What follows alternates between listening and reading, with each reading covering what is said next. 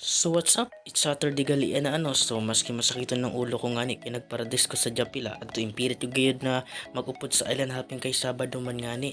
So ada ngani ang isa kinamon na service naglakat-lakat ako na matahumon ang tubig kagaupod ko ang damo-damo na guest. So ina gali sa Torsi gali kami na maglakaon kami. Then ada ang makita niyo ang matahumon na lugar sa Torsi.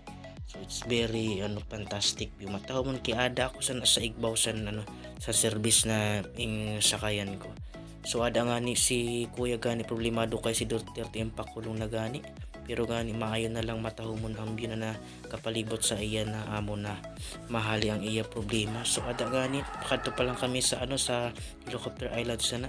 So ada nakita ko nakaburing-buring sa likod kaya nagsakat ako sa Igbaw para makapahuway sa gamay ba.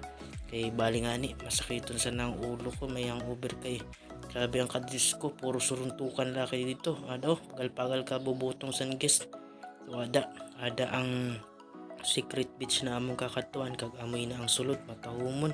So ada ang agyan na jutay amoy ng gamay na agdida ka magsulod-sulod kag kung tumaob ina dili ka na makagawas na kung dili ka magaling maglangoy.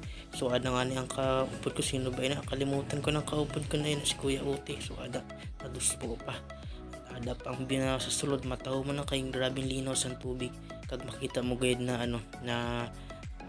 napaka smooth ng view. Inada ang bubot kag magakaon na lang nakapante pa gayud. So ada na nanghimo sana ada nakita mo nagapangawil kay naubusan kami sa sura san guys kay wala kami nakadara sin sura.